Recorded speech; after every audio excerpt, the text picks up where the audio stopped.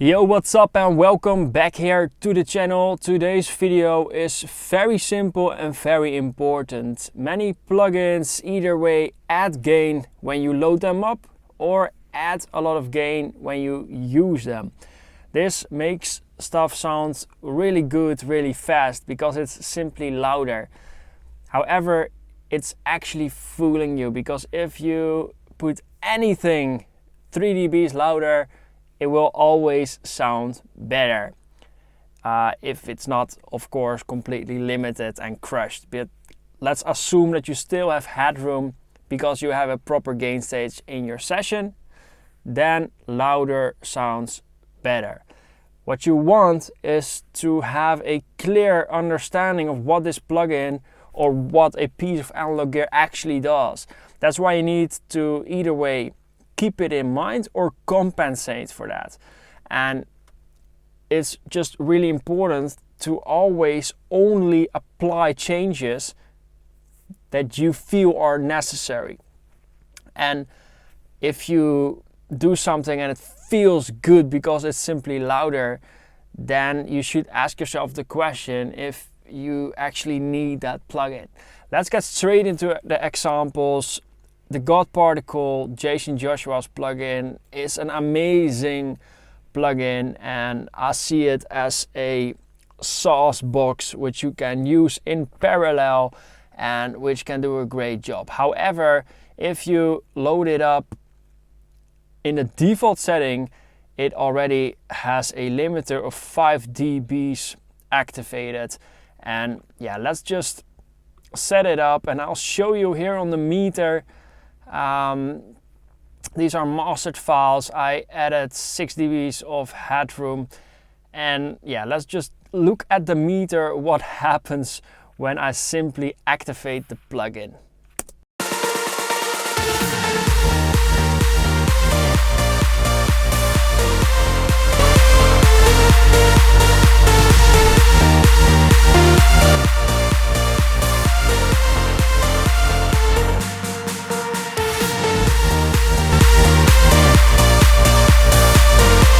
It sounds like magic. It's so much better instantly, and yeah, that's just literally because this limiter is 5 dBs of added gain. Now let's lower that limiter and let's blend in some amount of the effect, and then I'll compensate with the output so we actually retain the same in and output level.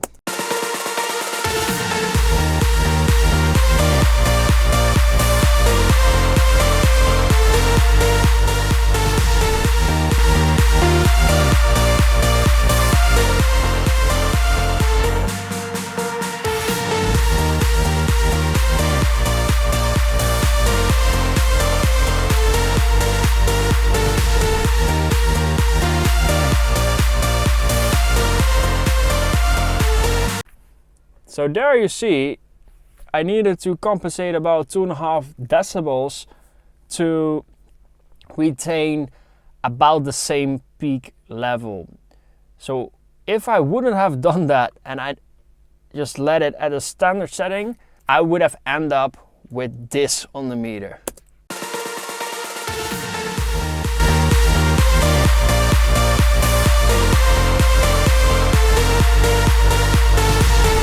While the actual thing that's being changed sounds like this.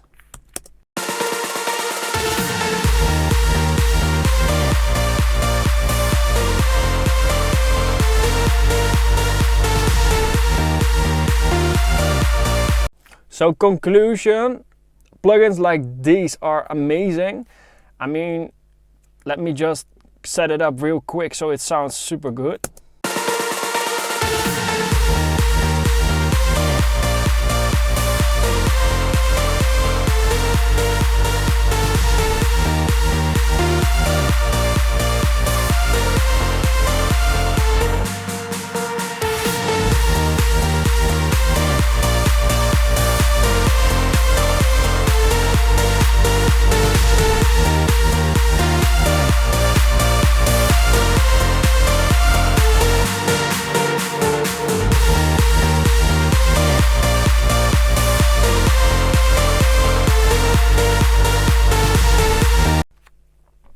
It's really an enhancing plugin. Or you can use it for a quick master, but in my opinion, this is where it delivers the best results and retains as well the energy of your track without completely changing everything, which should be what's needed in a good mix. So you can see that I compensated for the output, I lowered the limiter, and of course the more you use it and the more you push, the more you need to compensate it. I would say don't exactly read the numbers and try to keep it so that it feels at the same level. Then the second example, Maag EQ. This EQ sounds so good, and we're going to the next track. But let me show you how it sounds if you compensate for the gain. Then it sounds a lot less good. The actual Maag EQ4 M, I have the analog unit here. It sounds incredible. I absolutely love it. But there is input attenuation, and I always use this because I always want to maintain a similar in and output level, so I can actually decide whether I make the right EQ moves without being fooled by gain.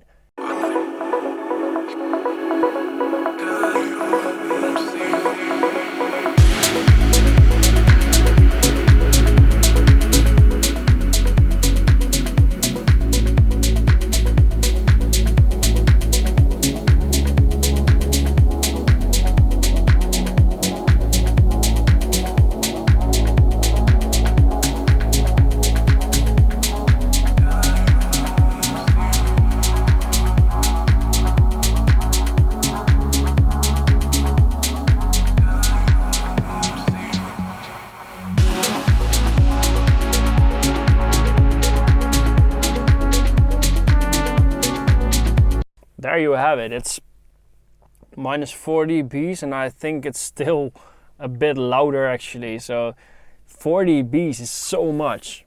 It's so much. So of course, if you don't do this and you just switch it on, of course it sounds so much better because it's literally more than 4 dBs louder.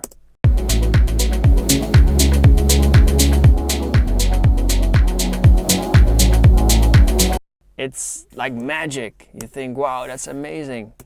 But you're easily getting fooled because what's actually the result is, well, let's make it even more precise. What's actually the result is this.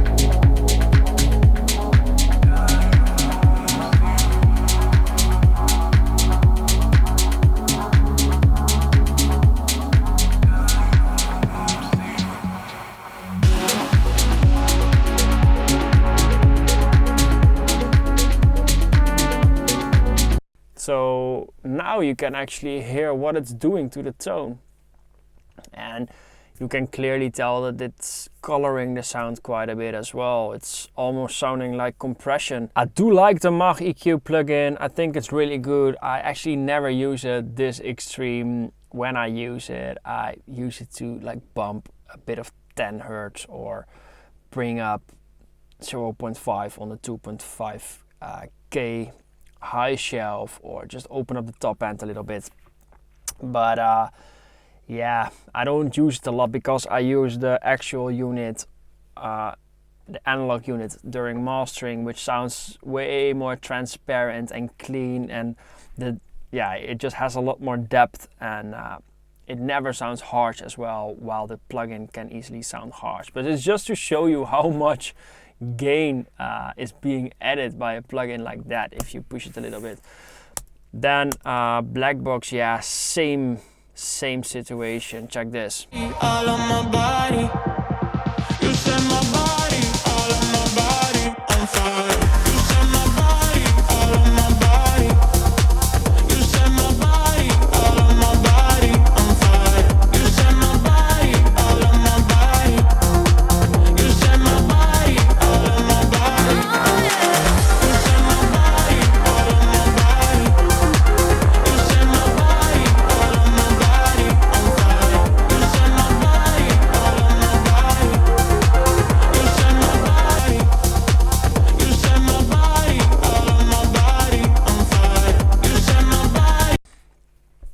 good sounding plugin. But yeah, I have the same thing with the actual unit. The actual unit is extremely sensitive. It sounds amazing, but I love using it, for example, on an 808, but not on an entire mix. It's so colorful, and yeah, it's just a showcase as well the importance of the output. If you push it too hard, like let's do reset, and I'll show you that if you just pull up a effective setting, that you will see a big jump up in peak.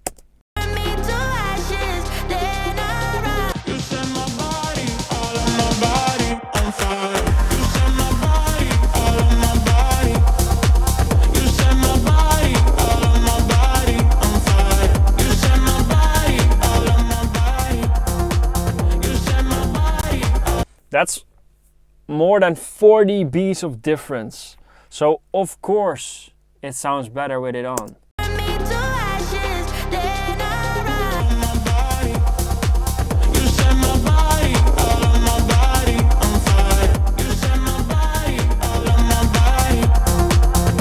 So let's just have a listen how it actually sounds if we compensate a little bit for the gain jump.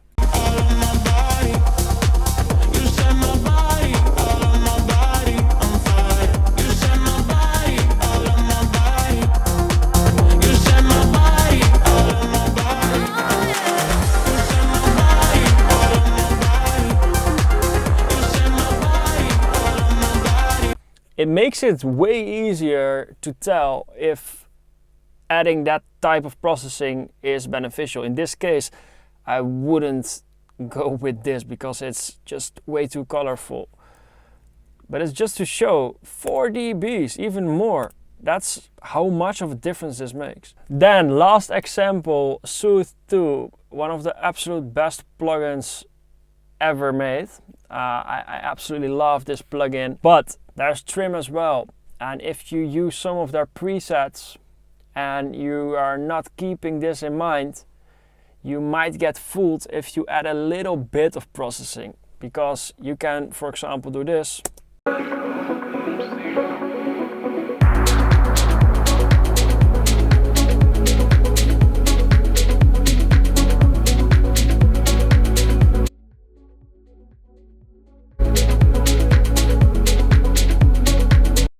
And now it's just basically riding those resonances with dynamic EQ, which is super good if you want to have a tighter low end. It's an amazing technique. But if you use it like this, 0.9 dB will add it to the entire signal.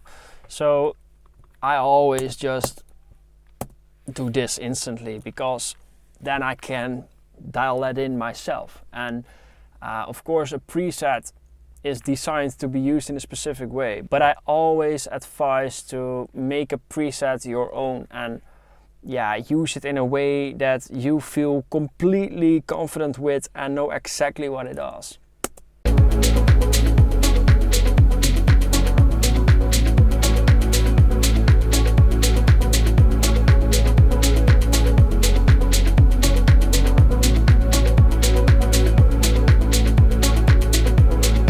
So that's super natural sounding, and yeah, it keeps the peak level about the same. And yeah, it's just super important to be aware of this. So that's it. I hope that this video opened your eyes. I could have given you way more examples as well with some analog gear or with other plugins, but I just decided to use some popular plugins that most of you will be familiar with. The conclusion is that plugins are amazing, but sometimes a lot of gain is added, and this can make it really difficult to assess if you're making a mix, if you're making a master, whether the plugin is actually improving your sound or decreasing the quality of your sound. Or maybe it's just not right for that specific track. Therefore, it's always super important to have a reference level that makes sense. So use that output gain, just pull up a utility after plugin if there is no output gain on it.